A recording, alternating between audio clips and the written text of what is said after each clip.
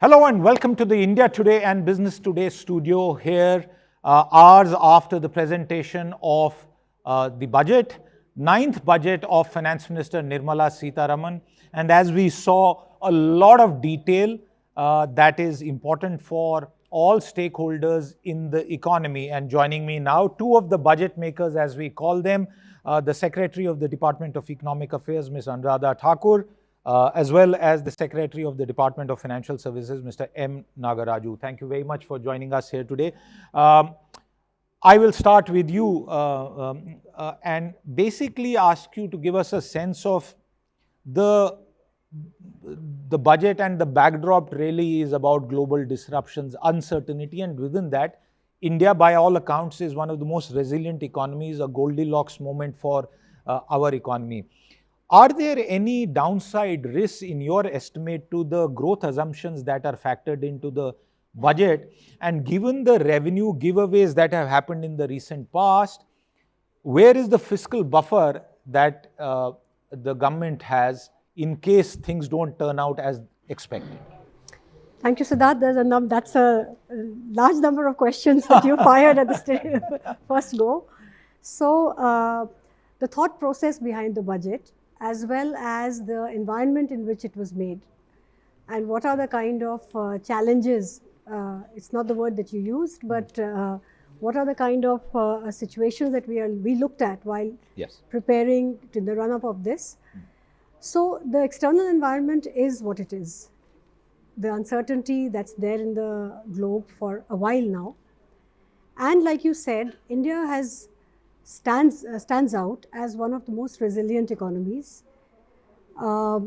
This is largely because, as FM said in her speech, of conscious choices that have been made over a period of time, which has brought us to a point where we've had about 7% growth over a long period, together with Sabka Saath, Sabka Vikas, which is inclusive growth.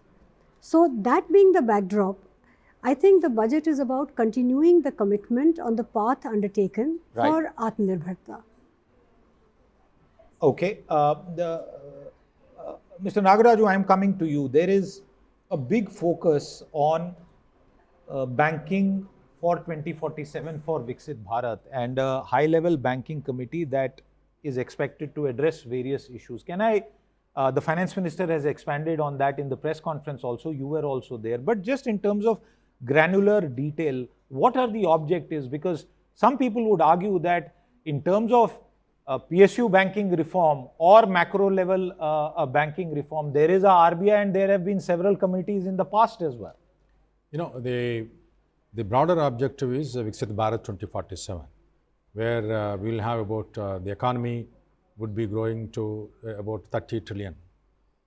For the 30 trillion economy, we will be requiring almost anywhere between 36 to 37 trillion USD to finance, to become actually $30 trillion economy. Now for that, we need a lot of bank credit to the non-financial sector. As we have been saying, currently the bank credit to non-financial sector is only about 56% to GDP, which is very, very low, one of the lowest in the world. Most of the countries have more than 100%. In fact, 150, 175. Now we need to finance. That's one challenge we have. And the second one is the credit inclusion of underserved, unserved population in the country. That is between 300 to 350 million people. Now the third challenge we have is the branch network. Okay, large number of branch network we need. Yes. Now we have two regimes in the country for the banking sector. It is different. One is the PSB, the other is private. Yes. Now we need to take a look at it. What is the kind of number of banks we are having? Do we need more?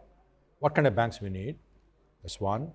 And capital requirement currently we have in the bank, as per what kind of capital requirement is currently required? Is there any way to look at it, to review? And then the investment in the government security, that is also one issue. SLR. is there any other way to ensure that the capital is deployed efficiently? And how do we have also other players within the financial system. We have NBFCs, we have small finance banks, we have rural banks. So these are all elements are there to take a comprehensive look at all the elements. So we need to have actually a high powered committee who will actually take a dispassionate assessment of the current state and suggest way forward for the country. By when is this committee likely to come into now, place? now that today Honorable Finance Minister has announced, we'll come up with the TOR, and then government will name the committee, the chairman and other members. And I think we'll see as quickly as possible. Are higher levels of foreign ownership of banks a possibility? No, currently also we allow up to 70% we allow in the private sector banks. And the public sector banks we don't allow. We allow up to 22%, I think 22%. Now there is a proposal to increase to 49%. That is under consideration of the government. I think as and when the government takes a decision, that can be form part of this. Absolutely, and we have seen in the recent past some major investments that have come in, Correct. particularly from the Japanese banks. I come back to you, and this is with regard to some of the reforms that have been outlined, Ms. Thakur, particularly on FEMA. Is it correct to understand that that is being done with an eye on meaningfully changing India's attractiveness for foreign capital? What is the purpose behind this, if you could expand on that? Sure.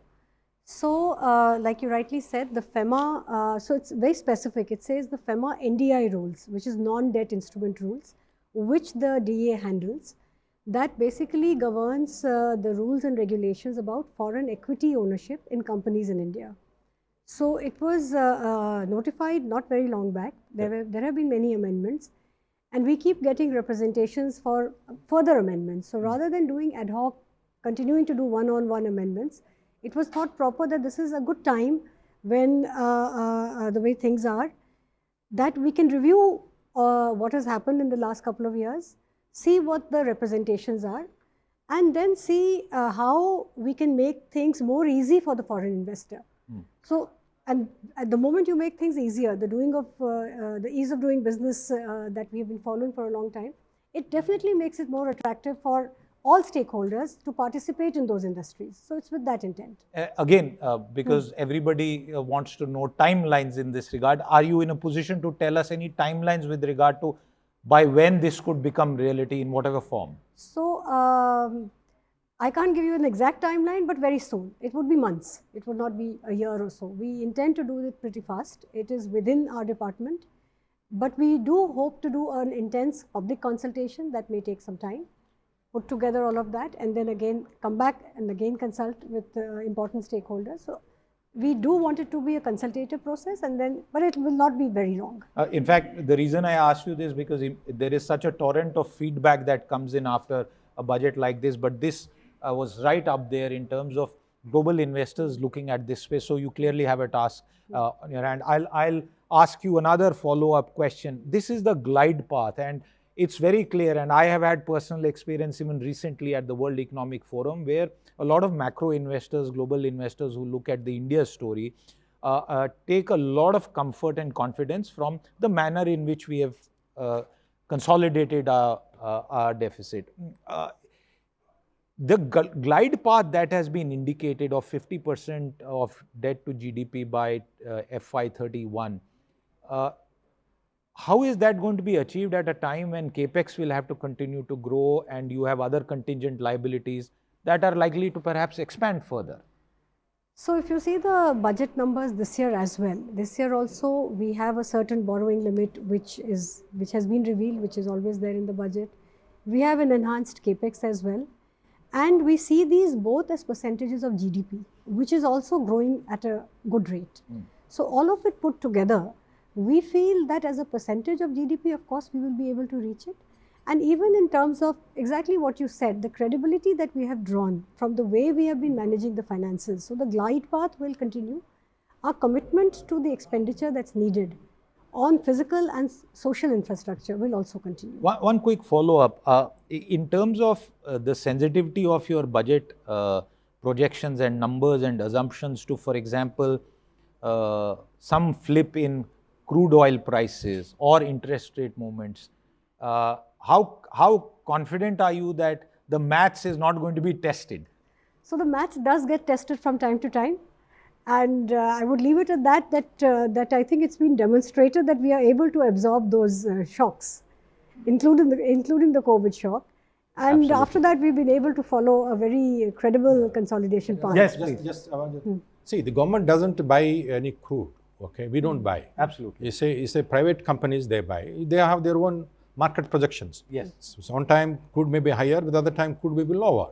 So that's how they. Which is what has happened for quite Correct. some time. That's how they manage. One quick follow-up before I let you go, and this is the deposits challenge. Has anything been done on that? No, see, we have been doing a lot of campaigns. I hope your deposits are with the banks, not with mutual funds or SIPs. I wish I had. I had enough money to deposit. SIPs. Now, this is a challenge for us. Now, deposits have been declining secularly, both for public and private sector banks. But currently, we are around 38%. 38, that's okay. But the one, unless they have robust deposits, it's difficult for the banks to lend at lower rates, lower interest rates. So therefore, banks will find out ways to attract deposits. That's what our hope is. Well, that question has been lobbed back to the banks because they have been trying to lobby the government and the regulator for the past couple of years. But very clearly, I think that's a question that perhaps might need more time to be answered. Time is short, otherwise there are a lot more questions for both these budget makers with us. But Ms. Thakur and Mr. Nagaraju, thank you very much for your time with us today. With that, it's a wrap on this slice of a conversation with two of our budget makers. We'll keep coming back with more. Until then, goodbye.